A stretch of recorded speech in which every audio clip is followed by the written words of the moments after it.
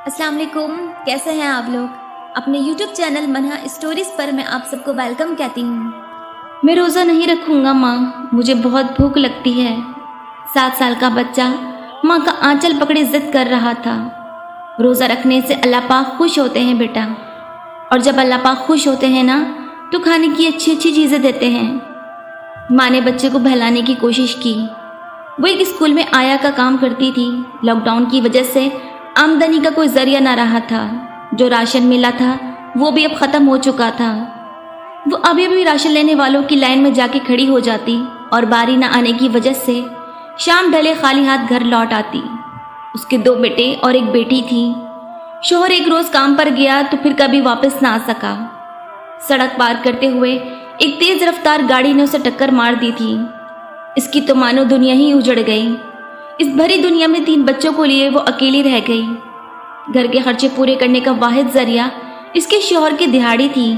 अजीज रिश्तेदारों ने कुछ अरसा माली मदद की, लेकिन कोई कब तक किसी का पेट पाल सकता है। एक अल्लाह साईं है जो गरीबों को पालते नहीं थकता। खुद की भूख तो बर्दाश्त कर लेती, लेकिन अपने जिगर के टुकड़ों को भूख से रोते कैसे देखती। एक नज़दीकी स्कूल में आया की नौकरी मिल गई तो उसके बच्चे पेट भर के सोने लगे। लेकिन अब लॉकडाउन की वजह से एक बार फिर भूख उसे और उसके बच्चों को निगलने के लिए मुंह खोले खड़ी थी। गरीब की औलाद बहुत जल्द समझदार हो जाया करती है। बड़े दोनों बच्चे शायद समझते थे कि उनकी माँ क्यों उनसे छुप छुप कर आंखें रगड़ती है। वो दोनों माँ के साथ खजूर और पानी से रोज़ा रखते और खजूर और पानी से ही अफ्तार कर लेते। छोटा अभी ये सब समझता नहीं था। उसे तो बस भूख लगती थी और खाना चाहिए था।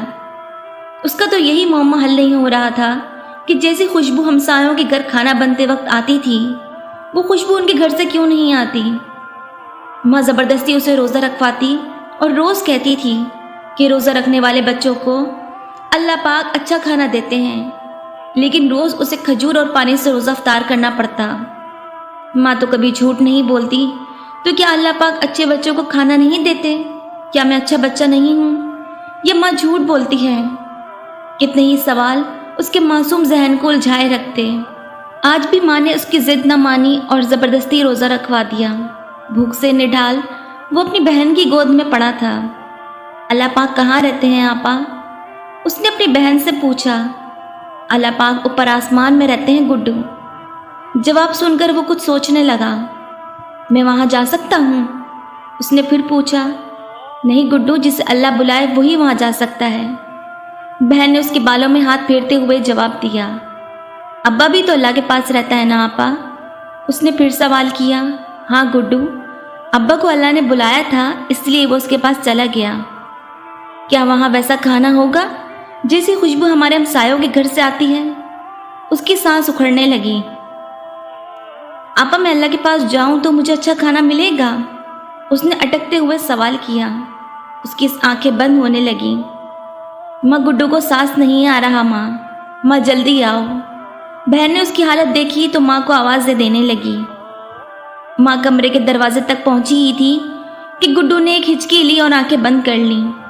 वो वहीं दरवाजे में ढह गई। भूख ने उसका जिगर पारा निगल लिया था। उसका गुड्डू अल्लाह के पास चला गया था इस उम्मीद पे कि शायद वहाँ उसे अच्छा खाना मिल जाए, वैसे खुशबू वाला अच्छा खाना जैसे उनके हमसाये के घर में बनता है। अपने इर्द गिर्द रहने वालों का हमेशा ख्याल रखें ताकि कोई गुड्डू अच्छे खाने की ख्वाहिश में खुदा के पास ना जाए। जज़ाकल्लाह।